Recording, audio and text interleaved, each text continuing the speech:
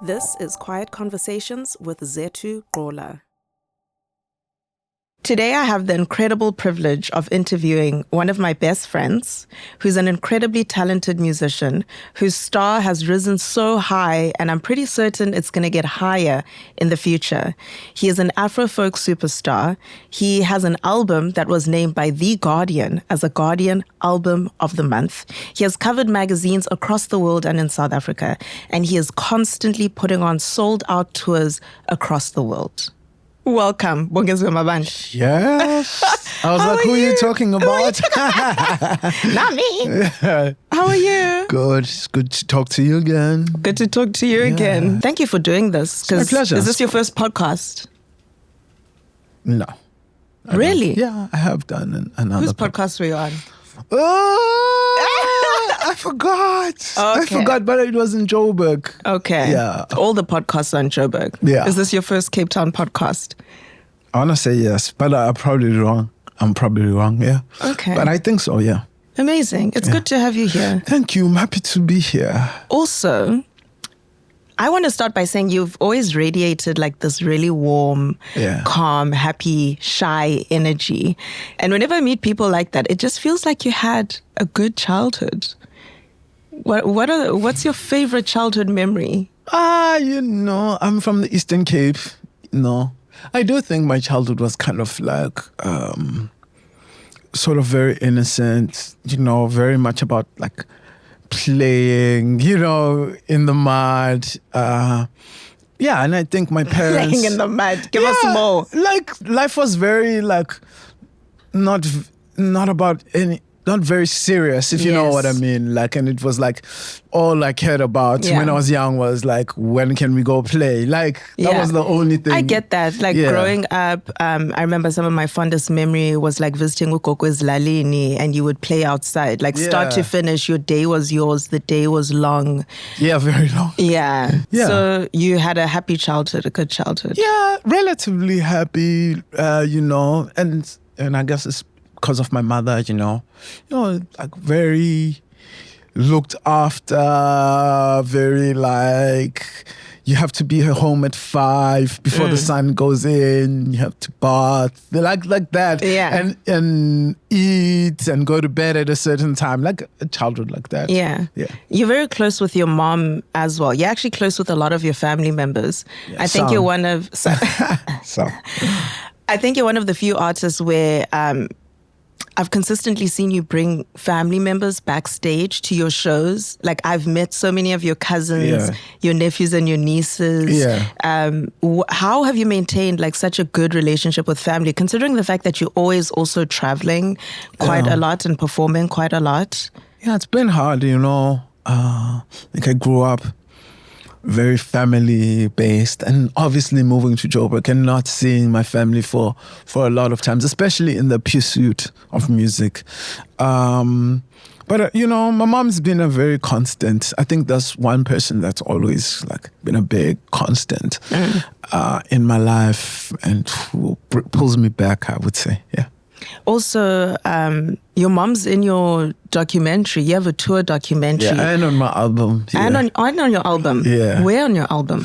She does this the song before Tula, like the interlude before Tula. Oh, wow. On Amaklash? Yes, on Amaklash, yes. How did you convince your mom to get on a song with you? I didn't. I tricked her. I tricked her. Yeah, I asked her to send me a voice memo of a song. And then she sent me, and it turned out to be very clear. Yeah. And I was able to use it on my album. This is it. Yeah. What was her reaction when she heard it? Did you tell her it was going to be on there, or did you leave it? Oh, yeah. Yeah, my mom can be very nonchalant. Like, okay. Yeah. Was she happy about it though? Yeah, she still. Or did she feel like you invaded her privacy? No, she was like, where are my royalties? When do I get paid? Yeah. That is so funny. So your mom's on an interlude, your family is backstage, and you have a really great connection with your family. I've also seen that your mom's quite religious as well. Yeah. Having grown up, I'm guessing, going to church, would you say that being a frequent goer of church is something that inspired you to get into music? Yeah, I guess sometimes, you have an upbringing and it's just like how your upbringing is, you don't question it, you don't think about it. But I think, yeah, definitely going to church was just part of the way I grew up. And a lot of kids my age, they kind of around me, we all grew up. So definitely it involved music as well, and that was just part of it. But I guess I didn't realize what I was picking up and what I was learning, whether it was through church songs or praying. So you never like actively participated in like a choir?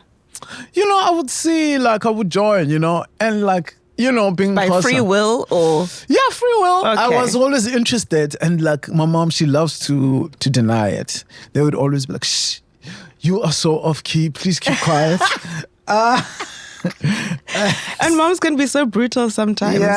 Yeah. What inspired you to get into music? Like, I think I'm going to do this as a career option. Well, firstly being like a fan of music. I love music from a very young age, especially when I started listening to artists like Tracy Chapman, my India Ari, I went through an India Ari moment. Lauryn Hill stage.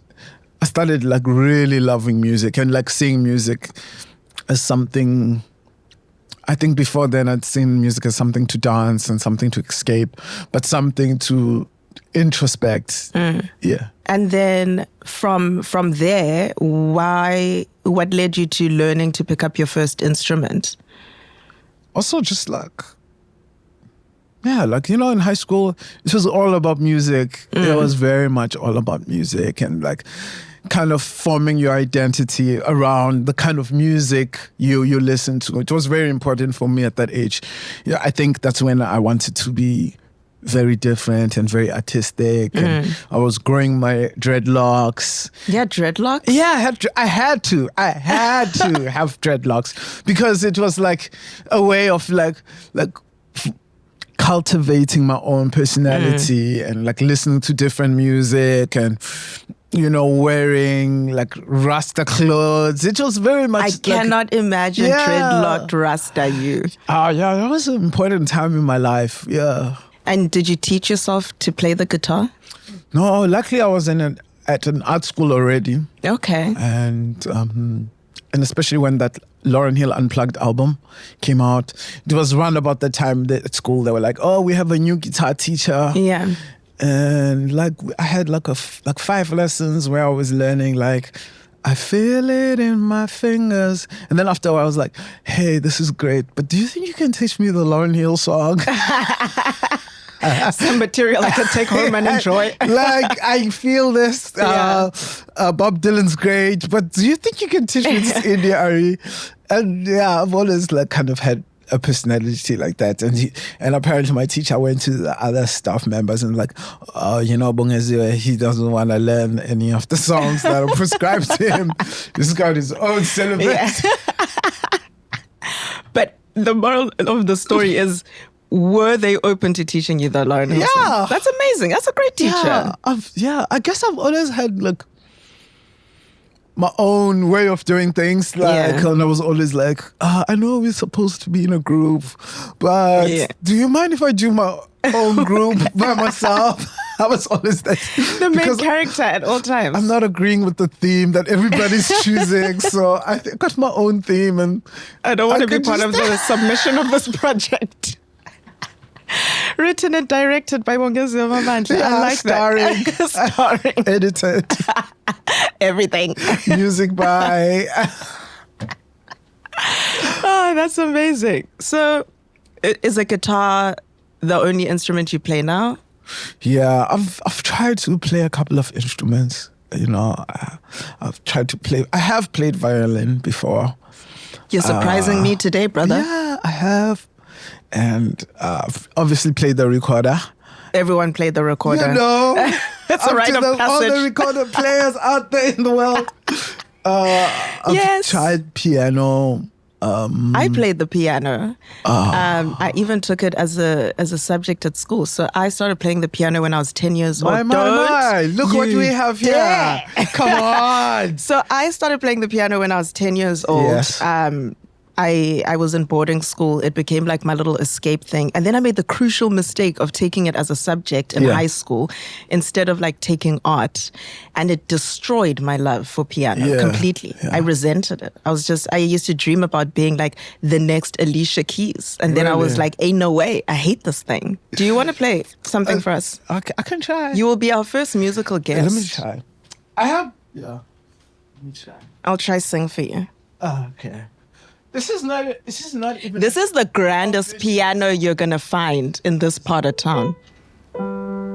So I don't know. This is the only thing I've learned on the piano. It just sounds like a song, and I can sing to it. So you ready? Did you make this up? Yeah, kind of.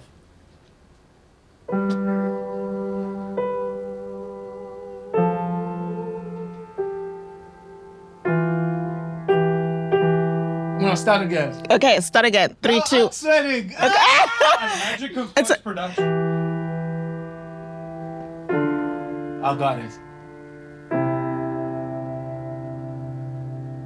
Singing for Zethu.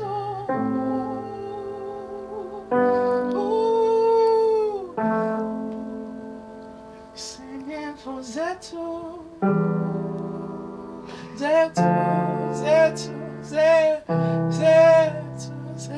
I think we have a hit. Woo! Yes! You made me play piano. That's amazing. I just want to say to all the jazz musicians out there, don't bother texting me that those are not real chords. I know. You did well. I tried, you know. I've never had a song sang about me or been featured in the lyrics. Oh, so really? like many things are happening right now. I'm going to put this in somewhere on my social media. Oh no. I'm going to cut that and make it my ringtone. No. Okay. Whatever you're comfortable with. Maybe the ringtone. Okay. Yeah, Ringtone. I don't have a lot of people in my life, so my phone's not going to ring around a lot of people. Okay, maybe the ringtone. Yeah, a ringtone. Okay. Thank you. I appreciate that. That wasn't bad. Singing for Zethu. I won't be playing for you though. Okay, we need to get serious because okay, so you've had a lot of sold out shows. You tour quite extensively abroad, and your fan base is really, really big across the world. You're a star. I think you're a star. Do you feel like a star? No, not really. Not really. I mean, I think it's up and down, you know. Mm-hmm. How so? You know, sometimes you feel like a star, then the world humbles you right down. Reminds you that you really nobody. You're but another man. Yeah. Yeah. Life has I think it's, balance. Yeah. Life. When was the moment I felt like a star? Yes, but also like a moment where you did something and you felt like, you know what, this is finally paying off in terms of like seeing your successes and your wins. I have a lot of moments to be grateful for, I guess. And I think sometimes you're right, as being on the hustle and trying to build a career, sometimes, you accomplish something great and it's hard to stay in it or to really, even this coming weekend I'm playing the Cape Town Jazz. Have you played Jazz Fest before? It's my first, and it's been so many years. Yeah, in the making. yeah. Finally, something. And it's really wonderful to be here, to come in here and to rehearse and to just live out something that I've always dreamed about and wanted to accomplish. And, just trying to take it in and also trying to be proud. It's an incredible accomplishment. You should be proud. Thank you. You really should. So everyone's career starts somewhere. Yeah. And your first album was in 2012. That album artwork, looking at that album artwork back then and who you are now is like such incredible growth. Yeah. That it invoked so much from people. It made people realize that, you exist and you're an artist worth taking seriously. What was your favorite part about making your first album? Whew, that's a very good question. What was my favorite part? Umlilo. You know what I loved about that album is I was staying in Joburg and I was recording with Paolo, who stayed in Westdean, which is like more like a 15-minute walk. You know, I would do that walk, that run, and I was so excited about being in the studio and hearing my voice back and recording guitars. It's just something that now I realize like. I will never ever the innocence you won't of get it. that feeling back again. It was so wonderful. Like I just wanted to be in the studio the whole time, and every time Paolo would SMS me and say, "Come through," like I'm gonna work on my album, yes, and like run and like, and also not knowing that like also creating a career for myself. It was something just like organic and there was still the it's for fun aspect. Like I hope it works out, but there's more fun and less pressure. And and also just following so much instinct, if you know what I mean. Yeah. And just like, I'm doing this music thing. I don't really know what I'm doing. Yeah. But it's really nice. And like, and I remember maybe 3 months later, this girl, Marcelo, actually, she's also an artist. She met me. She was like, "Oh, I love your music." That first person to say, "I love you." The fact that she knows I'm a musician and I have songs and I have music to be loved. Your first fan. I'm like, "You love my music? What?" And then now I'm going to fast forward to 2017. You release your second album, Bangalo. Yeah. You are now moving away from an illustrated artwork to an illustrated background. I love that album cover. Face card. Yeah. And the patterns in the background. It's absolutely stunning. That's also where you made one of what is now one of your greatest hits, Ulandela. Yeah. Tell me about that album, the process of that album, that song, how that song became such a monumental aspect of that era. Well, that was a hard time in my life, I guess. I can say, I guess. It was a hard time. I can hear the old me, you guess. It was definitely a hard time. But, that was after I had done this first album, Excitement, and I'd spent this 5 years trying to make a second album. It wasn't so easy. I wasn't getting signed again. I had all this burnt up resentments and anger and disappointment and sadness and like that's how the album got to be made. I started to make this I had a lot of issues, so I decided to feel them into the album, and that's how songs like Dokulandela came. And it was also like it's so weird when you like in a flat alone trying to make things work and decide you're going to work on something. It's crazy how eventually that could work out. But in the beginning, it seemed like such a jump. Yeah.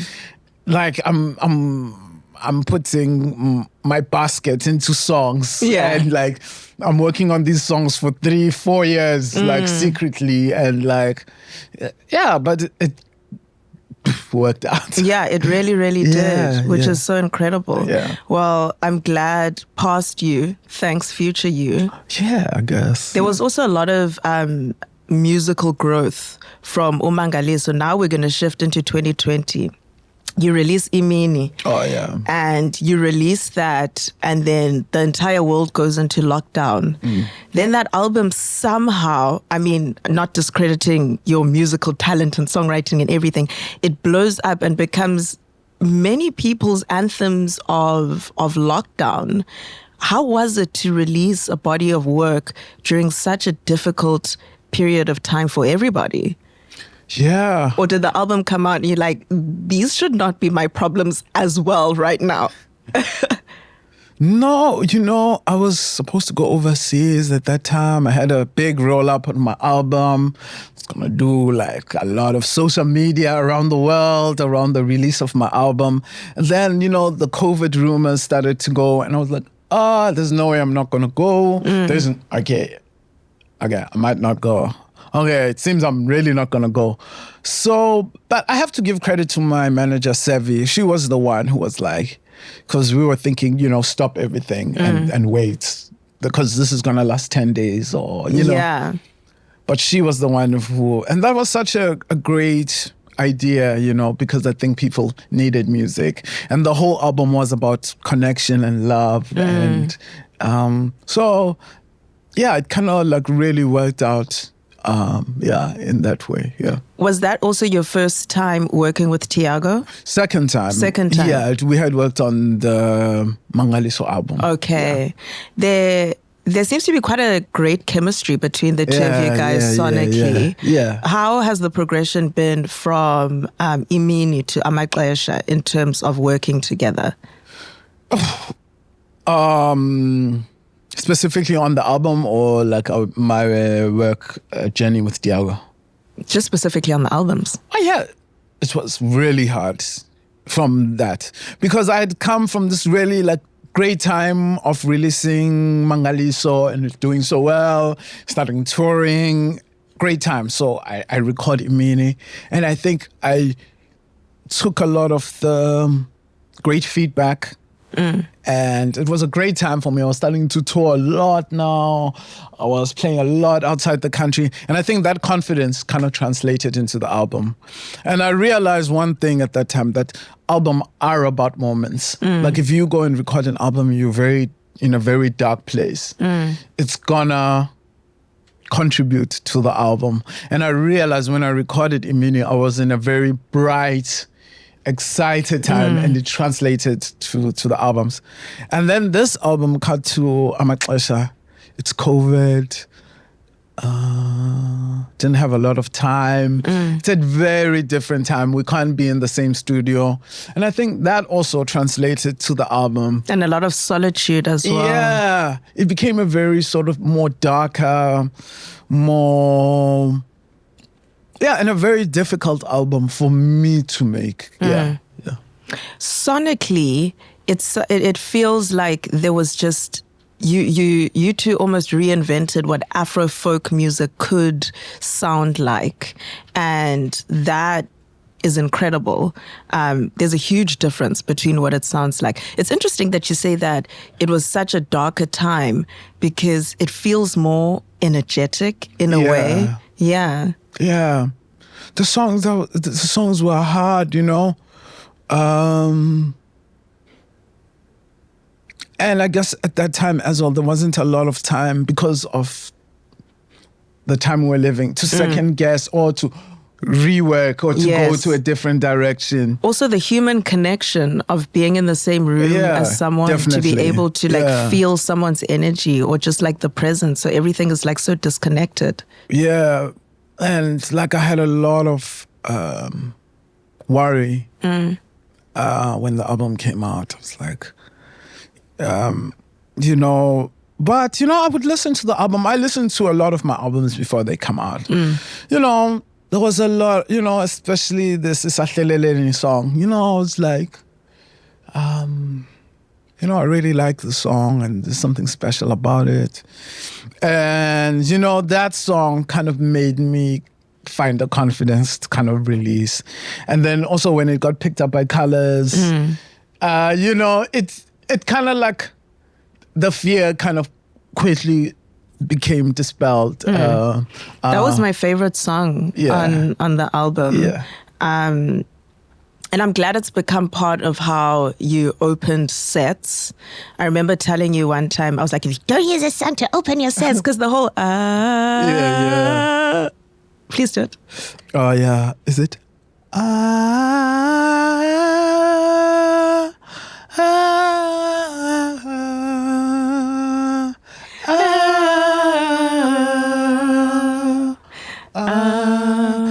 That was inspired. That song was inspired by James Blake. James Blake. And like about the whole, like, you know, like that whole, his song, is it Retro? I can't pronounce. Retro Dean, I think. You know, where the whole song, it's like based on a loop. Okay.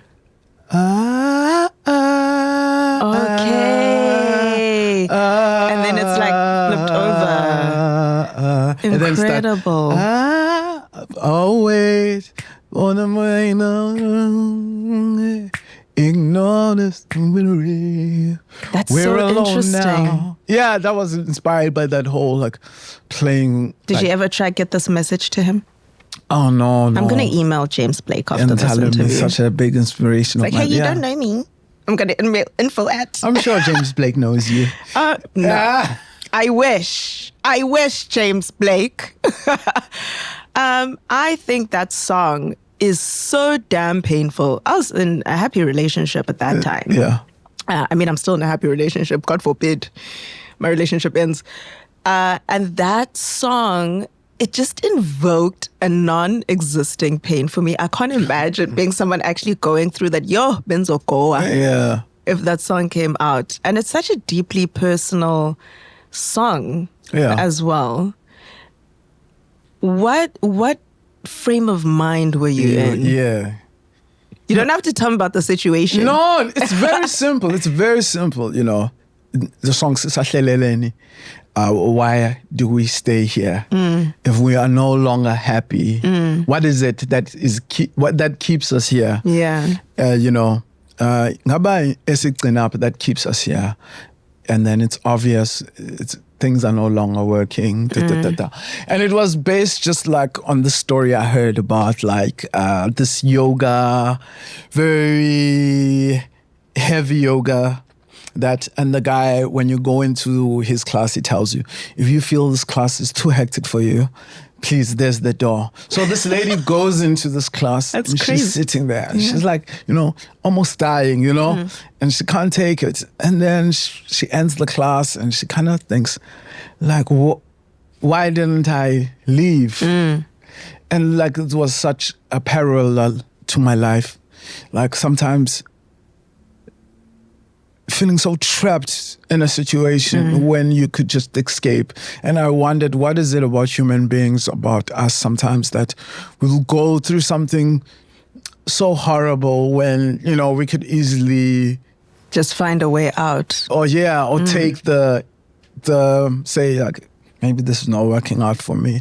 And like, yeah, it was a parallel to my life, trying to make a lot of relationships work. And, you know, even though I was exhausted. So that song, you know, and it came like, you know, like in such a simple way, I could say, yeah. That is so fascinating. I never would have thought that it started with a yoga teacher. Yeah. Also, what you're saying right now, I'm currently reading this book called The Diary of a CEO. Okay. And there is a part in the book where they talk about willpower. And there were these experiments that were done where scientists, this one scientist was trying to show that willpower is like a muscle in humans' existence. If you do something and you give up, the next time you're faced with something so hard, your brain immediately goes to giving up. But if you push through and try to attain something, like a goal, it can be a small goal, like I'm going to do 100 sit-ups, and you get to 80 sit-ups and you feel like this is getting impossible. If you can push yourself to get to 100, the ability to strengthen your willpower to get to 100 each and every single time increases. I get that. So I get that. And I also get the difficulties of being in a relationship or any situation, because you've invested so much of your time, so much of your heart and your energy, and you've conformed a lot of yourself to become accommodating and to someone else being in your life. So it's hard to give that out. You've made an actual investment in someone through yourself as well. Yeah, I feel you. It's a very South African thing, I guess. Like, you know, maybe the need to be polite, or considerate, or to be self-sacrificing. So we're going to get to the end of this very soon. Oh, wow. These are I know, right? It's too short. People start here and they're so nervous, like, oh my gosh. And then in the end, it's like, can we keep going? Yeah. We can do a part 2 if you want one day. I'm ready. Yeah. For your next album. So Amaxesha is the only album of yours. It just keeps going. Which is funny because like it's called Amaxesha the Times. So the times keep going as well. So you release Amaxesha, you release Amaxesha remixes, and then you release the Amaxesha tour documentary. It just feels like you're trying to just distract us from releasing new music. Like what's going on? There's what's coming out next. Oh no, I'm very much working on my new album. Yeah. It's been a vibe. I'm happy to hear that, from darkness to a vibe. It's been a vibe, you know. And I think this time I've been both. I felt great and I felt super depressed while making the album. Yeah. So it's definitely a mix. A good balance. One day I'm happy. Yes. Next day I'm down and out. Yeah. But I like it because I put a lot of thought into it. It wasn't remote. It wasn't remote. I've been recording in Mozambique, my favorite place. Yo, take me, please. Yeah, no, that's my favorite place in the world. And yeah, and it's nice because like, I think like, it's different. It's different from any work that I've made. And it's more, I would say, more biographical. About yourself? No, about about biographical in the sense that like maybe I just don't know what biographical means. I thought it was obvious. Like it's about. I thought so. I mean what I mean. Like it's like I'm just telling more my life story. Okay. Okay. Yeah. No, it is obvious now that. Yeah. I'm ashamed. Not about love or relationships. I decided to park that subject a bit. It's not looking good. It's about time. Yeah. But isn't that, you're going to tell us, isn't that like, doesn't that feel more personal to share your life story? Or do you feel like because you've given a glimpse of it here and there, it's easier to divulge? No, I feel like the relationships, Imini and Amaxesha, writing about my love life and my love stories and my heartbreaks, that was personal. Yeah. And I'm glad that I kind of like, I'm sort of moving on from like being like a love song. A love song. Yeah. Because I think I was starting to tell the same story. Like, yeah. I get how you can feel like it's repetitive, but you're an incredible songwriter and storyteller. Yeah. So if my word is anything, it was not feeling repetitive. Yeah, no, but I feel you. The direction is good. It's good to challenge yourself.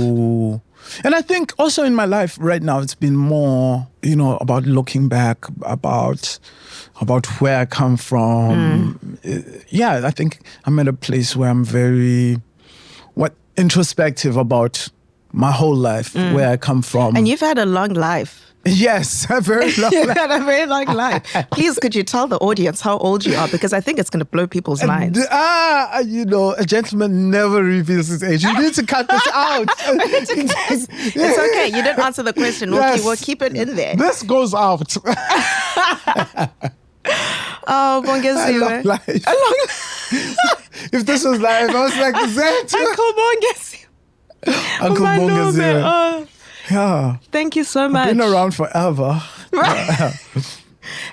Someone called me Pharrell. Pharrell? You were there when the industry began. I was like, you have no idea how Pharrell I am. Yeah, you are. Because you really be drinking from the fountain of youth.